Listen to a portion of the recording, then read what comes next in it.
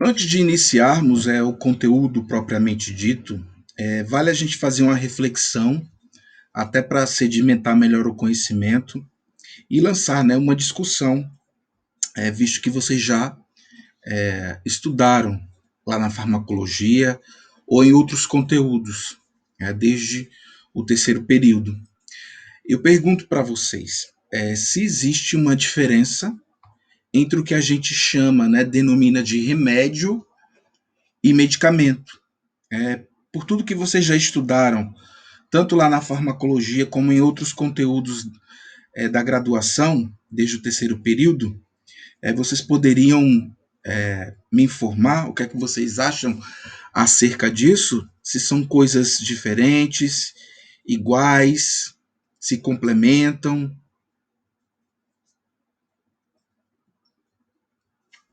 Remédio seria uma coisa mais ampla, né? Abrangeria muito mais coisa. Medicamento é uma coisa específica. Tipo, com coisas naturais, coisas sintéticas, engloba o remédio.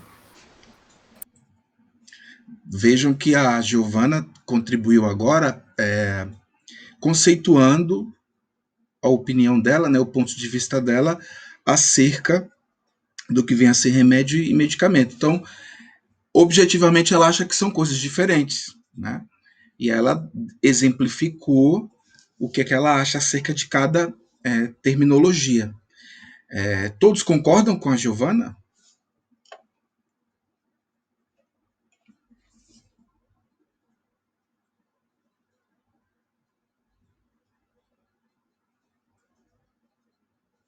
Quem concorda faz o joinha. Quem discorda faz o dedo para baixo, o negativo.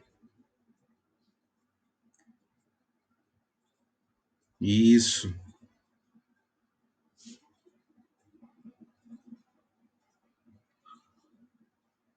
Ótimo, gente. Então, de fato, né, de forma bastante objetiva, a colega de vocês foi feliz em dar pontos chaves referente a essa categorização do que a gente determina remédio e medicamento. Então, a gente pode conceituar de forma também simples que remédio são todos os recursos terapêuticos usados no combate à doença ou a algum sintoma. Então, a gente pode exemplificar como sendo um remédio desde o repouso, uma psicoterapia, uma fisioterapia, um soro caseiro, um chá, até mesmo uma cirurgia, entre outros. Então, a gente pode, de fato, determinar que remédio, de fato, é uma coisa mais abrangente e que tem essa finalidade terapêutica de combater um sintoma específico, ou até mesmo uma doença. No termo popular, ele fica muito vinculado, né, principalmente ao que a gente chama de curandeirismo, aquelas pessoas que geralmente aplicam termos e terapeutas, terapias, né, alopáticas, homeopáticas, e geralmente está vinculado a essa categorização de fato, né? Então, por exemplo, a gente simplesmente indicar repouso para determinado sintoma ou doença especificamente, a gente já está fazendo de fato um tratamento terapêutico que a gente pode categorizar como remédio. Já os medicamentos, né, são produtos manufaturados com a finalidade de diagnóstico, cura e alívio de doenças. E, de fato, os medicamentos é o que a gente vai informar e tentar estudar, trazer para vocês à luz da terapêutica em odontologia. Né? Nós sabemos que existem vários medicamentos que têm essa finalidade tanto para o diagnóstico, por exemplo, os meios de contraste, eles estão mais vinculados para diagnóstico, onde eu posso injetar um contraste e aí esse contraste que funciona como um marcador pode fazer uma investigação do diagnóstico para determinada doença, né? Um exemplo prático que a gente pode citar. Ou, às vezes, está relacionados à terapêutica da cura e alívio de doenças. Aí a gente tem, categoricamente, grupos farmacológicos de medicamentos, onde na medicina, de um modo geral, a gente pode utilizar. Então, a gente tem várias classes aqui que a gente pode relembrar, como os antihipertensivos, os antimicrobianos, os quimioterápicos, os ansiolíticos, os anticonvulsivantes. Então, veja que uma gama de medicamentos a gente pode lançar mão para, de fato, aplicar uma terapêutica específica para sinais e sintomas ou para a doença em si, né? Vale lembrar que esses medicamentos, a prescrição desses medicamentos, ela por lei é garantida ao cirurgião dentista, né? Então existe uma lei muito antiga de 1966, que é essa lei aqui 5081, que regula o exercício da odontologia e determina no artigo 6, inciso 2, o item 2, que compete ao cirurgião dentista prescrever e aplicar especialidades farmacêuticas de uso interno e externo indicadas em odontologia. No mesmo artigo, já no item 8, acrescenta que compete ao cirurgião dentista prescrever e aplicar medicação de urgência no caso de acidentes graves que comprometam a vida e a saúde do paciente. Em termos gerais, os medicamentos que a gente mais utiliza são os anti-inflamatórios, os antibióticos, os analgésicos. Categoricamente, são esses que a gente mais utiliza na rotina de odontologia. Entretanto, numa emergência, outros medicamentos eles podem ser indicados. Por exemplo, os antihipertensivos, né? Algum vasodilatador, outras medicações, ao longo do curso vocês vão ver isso, que a gente pode lançar mão também em caso de urgência e emergência, onde a gente tem uma emergência médica ali evidente, a gente pode administrar certos medicamentos, também como ansiolíticos são usados. Mas comumente na rotina, na prática da odontologia, eles não são tão empregados, como por exemplo os antihipertensivos, alguns psicotrópicos. Então basta que o profissional tenha de fato conhecimento, uma perícia e possa lançar mão dessa gama de medicamentos. Mas vale lembrar que para a gente, como exercício legal, apenas aquelas especialidades farmacológicas que têm indicação em odontologia. Vocês vão passar muito por isso. Por exemplo, um parente de vocês, pai, mãe, irmãos, enfim, as pessoas ligadas, geralmente quando a gente se forma, tem o hábito de ficar pedindo para a gente passar a receita de algum medicamento. Vou dar um exemplo, um antihipertensivo. A pessoa já faz o uso corriqueiro desse antihipertensivo e precisa comprar na farmácia. Porque atualmente alguns medicamentos eles só são vendidos com receita. Então as pessoas começam a nos pedir para que a gente faça a prescrição. Então isso é inadequado. Muitas vezes quando a gente se utiliza de medicações que não é na área do dentista, que não é da área da odontologia. Então a gente está ferindo essa lei se fizermos isso. Por mais que a gente queira ajudar, não é o adequado. Eu fazer uma prescrição sumária, uma cópia de uma receita que o médico passou para um parente meu, a fim de ajudar. Então isso não é adequado, né? Até porque a gente não tem a autoridade técnica, né, para fazer aquela prescrição de um antihipertensivo, de um psicotrópico, para, por exemplo, tratamento de depressão ou outras doenças psicológicas. Né? Mas vocês vão enfrentar muito isso ao longo da profissão, as pessoas pedindo para que a gente faça prescrições acerca de outro medicamento que não apontado, indicado em odontologia. Né? Hoje em dia, as grandes redes de farmácia, elas têm esse controle. Alguns medicamentos eles não são mais vendidos no balcão, meramente a gente pedindo ou solicitando ao balconista ou ao farmacêutico. A gente precisa da prescrição, da receita. Muitas vezes essas receitas são retidas e se precisa dessa certificação para a compra ser efetivada. Né? A gente vai conversar mais à frente quando falar da prescrição que a gente lança uso em odontologia. Então isso é sempre bom mencionar e esclarecer. Outra coisa que a gente também pode lançar mão, isso já é uma portaria do Ministério da Saúde de 1998, que diz que sobre medicamentos sujeitos a controle especial, ou seja, as receitas retidas, que são as receitas brancas, e também as receitas de notificação de receita B, que são as receitas azuis, os dentistas também têm autorização para fazer a prescrição, mas sempre tendo o bom senso de fazer essas prescrições para uso em odontologia. Geralmente, essas receitas B e as receitas de controle especial são medicamentos que geralmente causam dependência. Muitas vezes, os psicotrópicos estão nessa classe de medicamentos. A gente, a depender da nossa área de atuação ou do comportamento do paciente para manejo odontológico, nós podemos sim lançar mão da prescrição desses medicamentos, onde eu tenho de controle especial, que são as receitas brancas, geralmente receitas de 2 vias, ou a receita B, receita azul. Então, existe essa prerrogativa registrada na Anvisa e no Ministério da Saúde, por essa portaria aqui específica, onde diz que o dentista ele também pode fazer.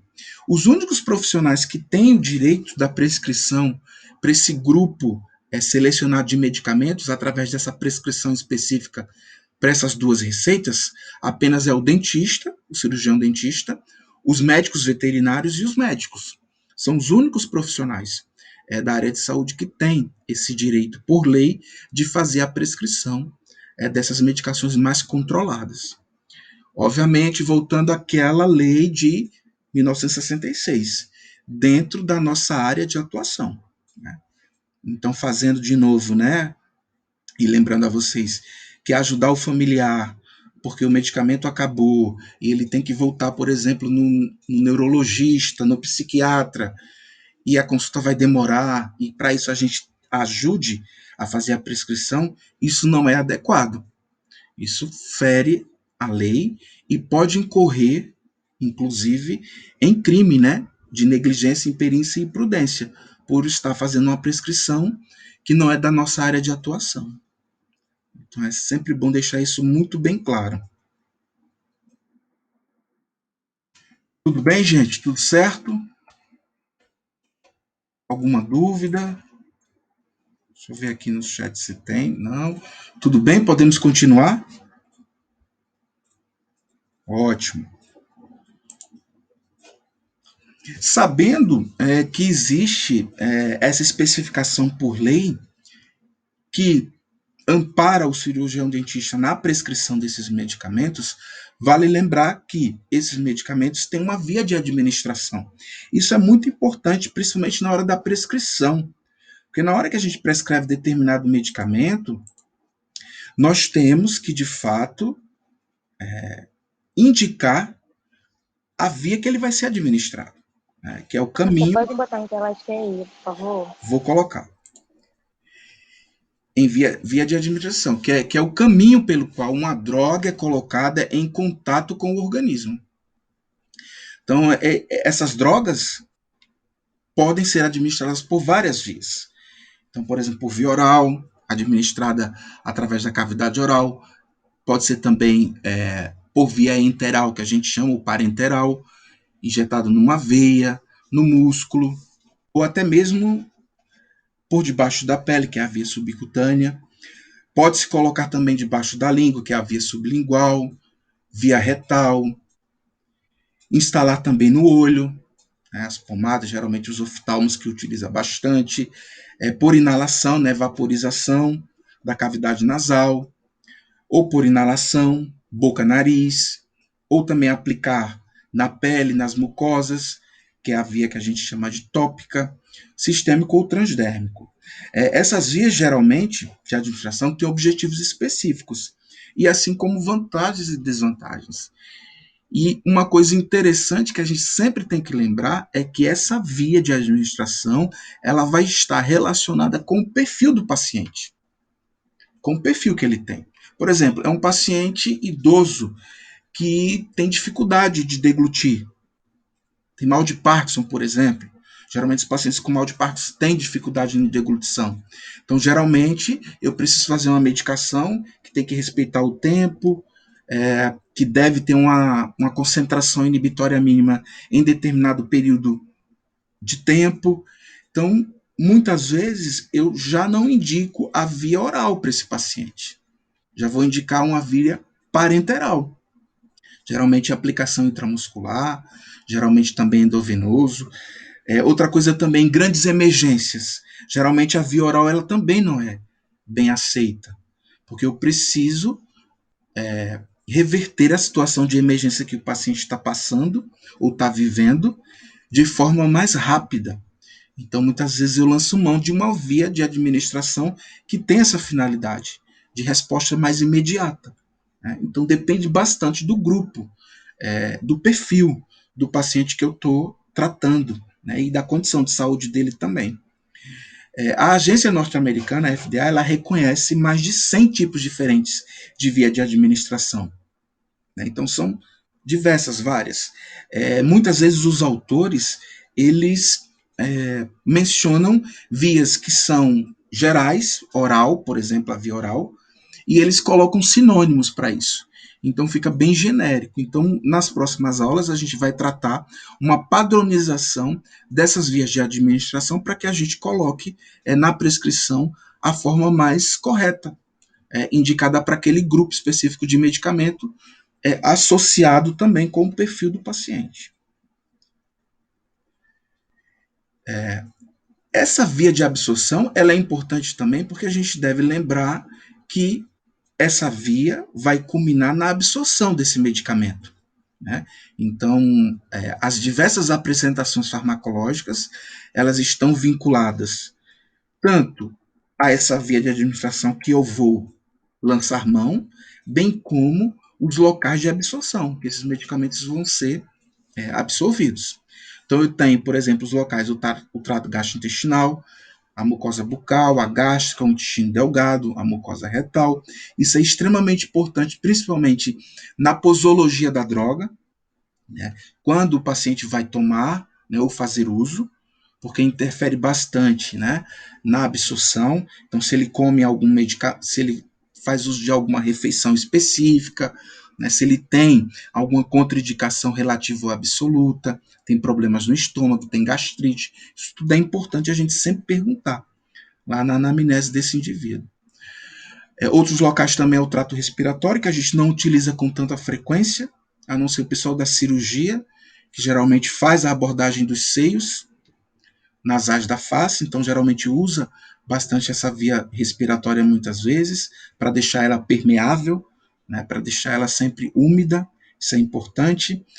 Então, através do trato respiratório, a gente tem vias de absorção, como a mucosa nasal, a traqueal, a brônquica e também os alvéolos pulmonares.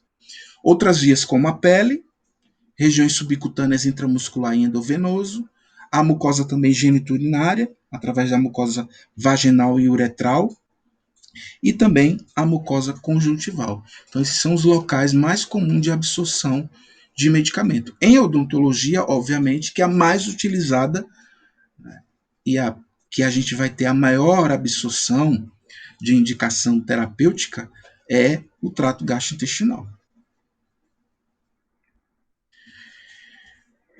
Então, reforçando mais uma vez, é que todas essas vias e o destino de absorção desses medicamentos vai ter critérios para escolha dessa via propriamente indicada.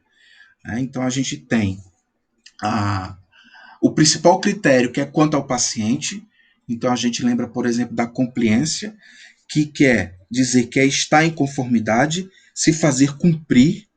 Então, essa aquiescência é sinônimo de consentimento, assentimento em concordância. Então, o paciente tem que concordar, né? Ele tem que dizer que está ciente da posologia adequada, que a gente vai utilizar a via, né? E tem que entender isso, ou o responsável legal.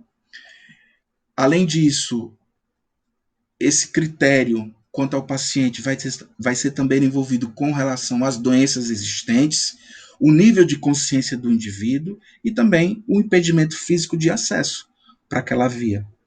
Por exemplo, faça uma cirurgia ortognática num paciente, onde ele vai ter, por exemplo, a oclusão total, não vai conseguir abrir a boca por um período de 15 dias, 20 dias. Então, eu preciso usar um critério de escolha da via de outra forma, para que ele possa ser medicado durante aquele tempo da cirurgia. Outra coisa também importante, outro critério é quanto ao medicamento utilizado. Então, a gente entender propriedades físico-químicas como a solubilidade, a estabilidade em meio ácido, pKa. Tudo isso tem uma importância grande para critério de escolha da via. Além disso, as propriedades organolépticas, que a gente vai ver daqui a pouco, e a farmacocinética também.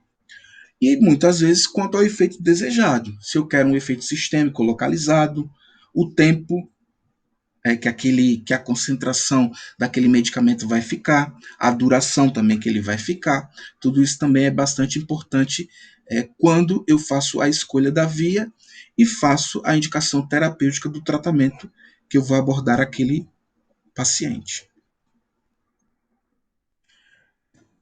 Um desses critérios que a gente acabou de falar, que é quanto ao medicamento, então as propriedades organolépticas, que elas querem dizer de fato que são propriedades detectadas pelos nossos sentidos, como cor, brilho, o estado de agregação, o sabor, o odor. Isso é extremamente importante. Aí a gente tem um exemplo clássico, por exemplo, em pediatria.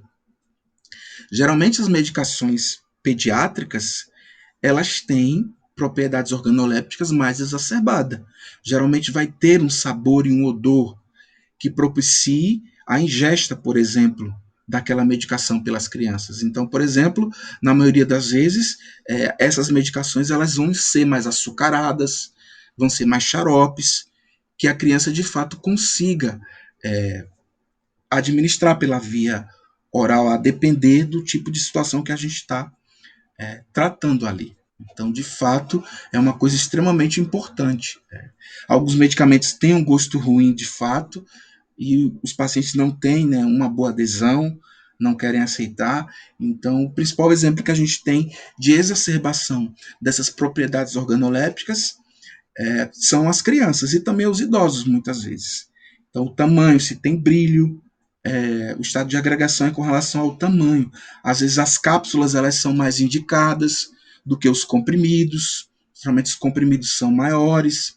Então, tudo isso tem muito a ver com a escolha, o critério da via de administração, a escolha dessa via quanto ao medicamento indicado. E outra coisa também que vocês já estudaram bem é a farmacocinética. Como aquele medicamento vai transcorrer pelaquela via de administração. Né? Então, primeiro ele vai ser liberado, ele vai ser absorvido, vai ser distribuído, metabolizado e eliminado. Então, entender essa farmacocinética para todas as drogas que a gente faz a prescrição são importantes, principalmente quando a gente se trata dos pacientes sistemicamente comprometidos, onde muitas vezes órgãos chaves relacionados às doenças que eles possuem, apresentam, vão ter dificuldades, seja na metabolização como na eliminação. Então, a gente também entender como a performance cinética do medicamento se faz por via sistêmica são importantes. Então, muitas vezes, os pacientes que têm, por exemplo, alteração hepática, eles não podem usar medicamentos, por exemplo, que têm a metabolização e a eliminação através do fígado. A maioria das drogas que a gente prescreve em odontologia, de fato, tem metabolização e eliminação por via renal. É a maioria. Por exemplo, os anti-inflamatórios, os antibióticos. Então, geralmente tem essas vias de administração pelo rim. E muitas vezes os pacientes renais, eles têm restrição, muitas vezes na posologia, na quantidade de medicação que a gente vai prescrever. Então, conhecer o estado de saúde, a doença, a comorbidade que os pacientes apresentam é extremamente importante também para uma performance melhor daquele medicamento. Né? porque a gente pode estar tratando aquela condição odontológica em si e atrapalhando a saúde do indivíduo como um todo. Né? Então, muitas vezes a gente tem que saber se ele tem alguma alteração hepática, alguma alteração renal, se ele tem alguma comorbidade, alguma doença sistêmica que faça contraindicações daquelas medicações mais genéricas que a gente faz uso. Então, ao longo do curso, vocês vão ver que algumas drogas elas são substitutas, outras não, a depender dessa farmacocinética que elas possuem. Então, isso é uma coisa extremamente também importante entender. Toda essa cascata que a farmacocinética menciona, seja desde a liberação, a absorção, a distribuição, a metabolização e a eliminação dessa droga. Então, a gente sempre tem que ficar bem esperto com relação a isso.